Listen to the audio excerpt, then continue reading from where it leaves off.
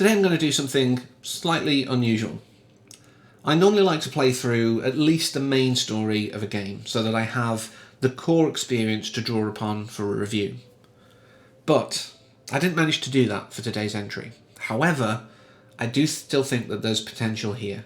If iterated on and improved upon and certain things tweaked and changed around, could make the next game very much more what I'm looking for. So let's talk about Experiment 101's Biomutant. This had a lot going for it. I mean, an action RPG with cute animals. Sign me up, please.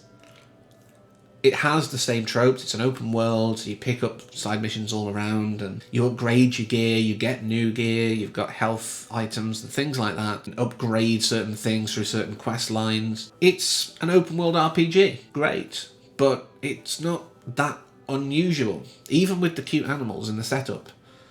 One of the core differences, I guess, to most games that I liked about this was the narrator, voiced by David Shaw Parker. In a lot of games you're playing through, and you'll maybe hear NPCs talking about past exploits, or you'll hear it on a radio station if it's technologically advanced enough, or whatever, or you might have some other way of people marking the fact that you've done certain things.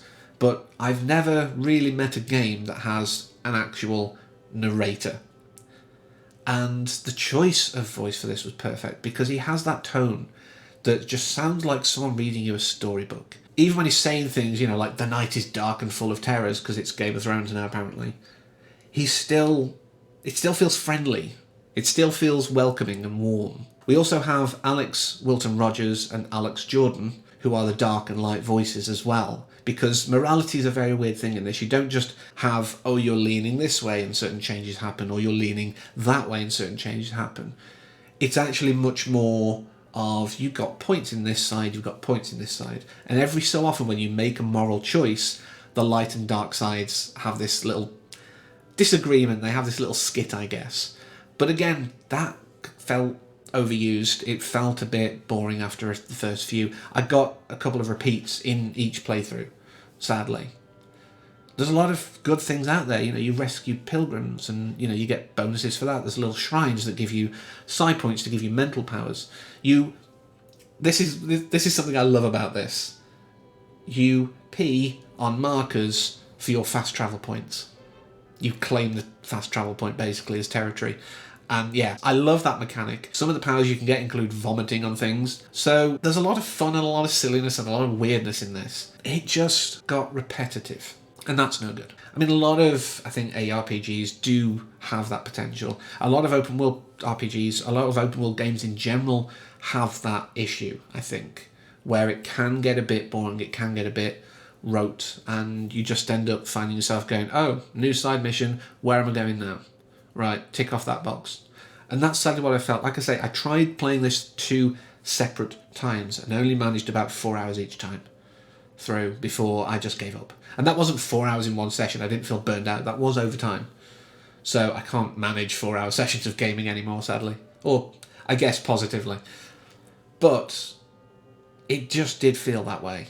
So I think if they tried to make more diversity in missions, maybe sort of have a better narrative flow between things, it could be an improvement for the next game. I don't think that this is bad by any stretch of the imagination. That's why I wanted to do this video. I think it's fine if you're not enjoying something to put it aside. When I first tried playing through this, I wasn't really feeling that great in myself. So I thought maybe it was that, I wasn't feeling myself, and therefore even things that should have been enjoyable weren't. But the second time through I was feeling a lot better, and again I still felt the same in about the same amount of time. But I do still think it's worth picking up. If you can find it, at a reduced rate, maybe on sale, then maybe give it a go. I mean, if you've played through it and you really enjoy it and you don't think there's anything wrong, let me know in the comments, please, because I might be missing something. I did play it as people say it's intended. Do some side quests before really tackling any of the main quest. As soon as you get the opportunity to go off on your own, do it. Treat it like an Elder Scrolls game. Avoid the main plot as long as possible.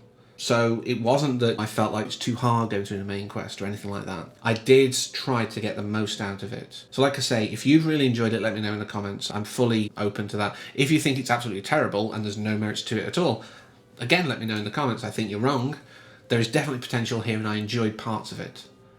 But that's all I want to say about Biomutant. Definitely going to keep an eye on Experiment 101 for the next project. But until next time, as always, thank you for watching.